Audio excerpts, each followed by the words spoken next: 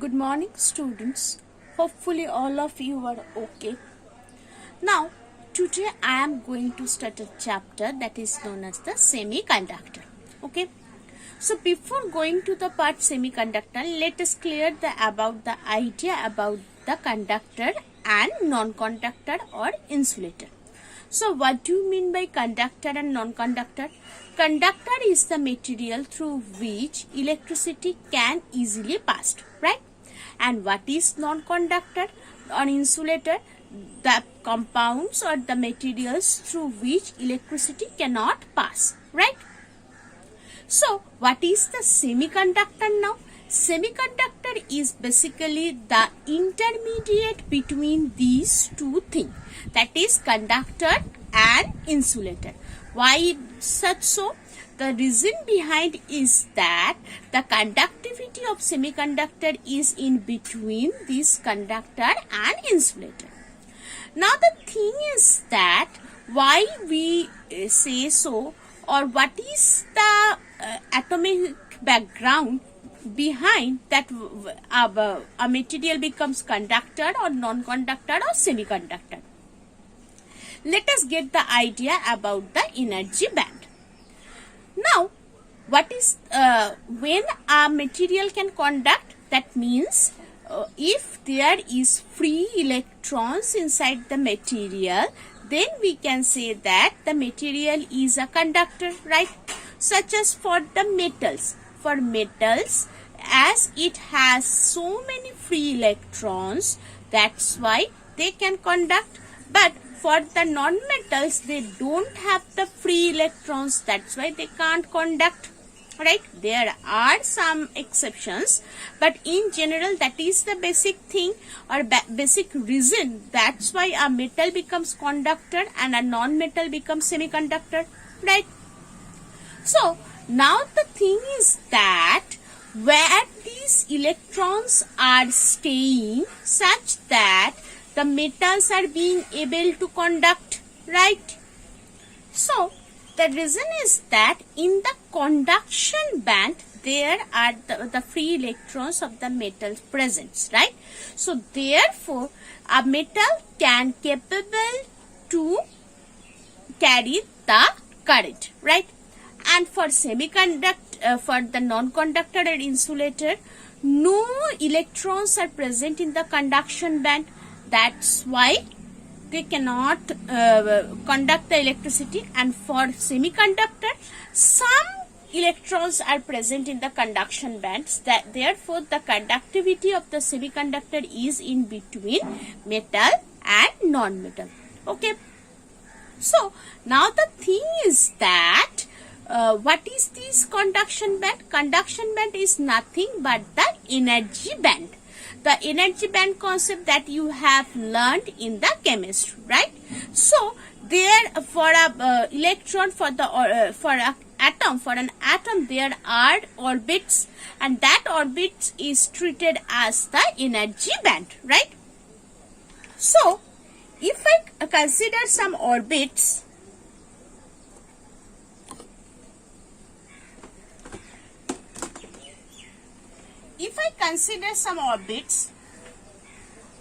like this is one orbit and this is another orbit, and all these orbit can be considered as the energy band, as it is the summation of some energy layers, right?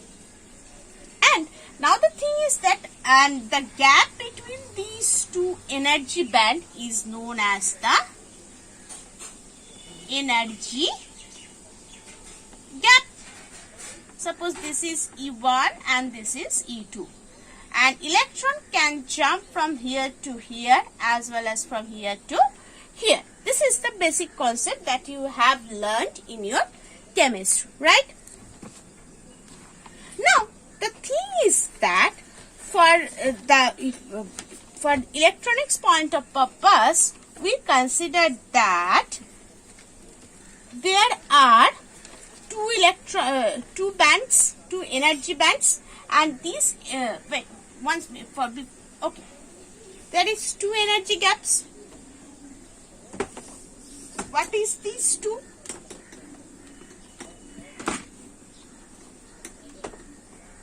bands basically. One is the conduction band, that is CB. Another is the valency band, that is VB. Okay, right? And the gap between this conduction band and valence band is known as the energy band, energy gap, that is defined as EG. Okay, hopefully it is clear to you. Now, what is the thing for which, or what is the orientation of this conduction band and valence band such that the metal is being conductor, non-metal being compound being insulator, or a compound being semiconductor? For the conductor, okay, before going to that, I can say that for valence band there are some electrons. Some electrons are present, right? From this valence band, some electron can go to this conduction band. If this conduction band filled with electrons, then we can say that the material is capable to conduct the electricity. Okay.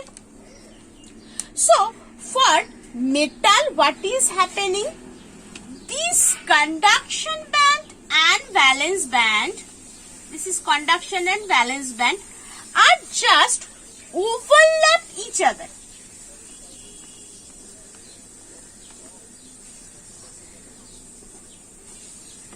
As these two bands overlapped each other, for that, or you may say that the gap between, or the energy gap between this conduction band and valence band is so less, so that whatever the electrons that is present in the valence band, without having any kind of external energy, it can go to this conduction band. Therefore, all the metals is capable to conduct the electricity, as the conduction band is filled with the electrons. Clear? So this is the concept for the metal, right? So what will happen for the non-metal? So for non-metal, the gap, or this energy gap between this conduction band and valence band is so large such that no electrons is capable to cover. Here at the presence of electrons, this is your EG.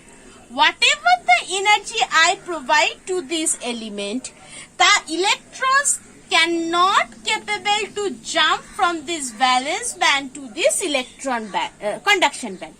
Therefore, the insulators are become non-conductor. Clear? Now, what is the mechanism for semiconductor?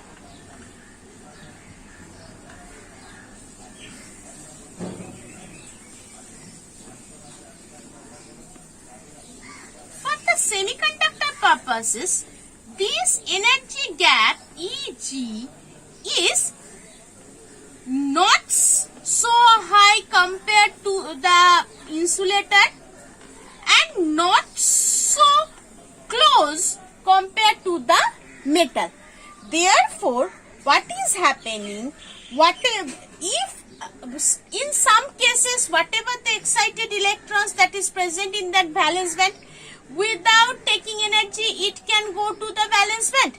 And if we provide some external energy, then many of the electrons can capable to go to this conduction band. Therefore, the conductivity of the semiconductor increased, right? So, this is the basic concept of metal, non-metal and semiconductor from the point of view of the energy gap. Okay.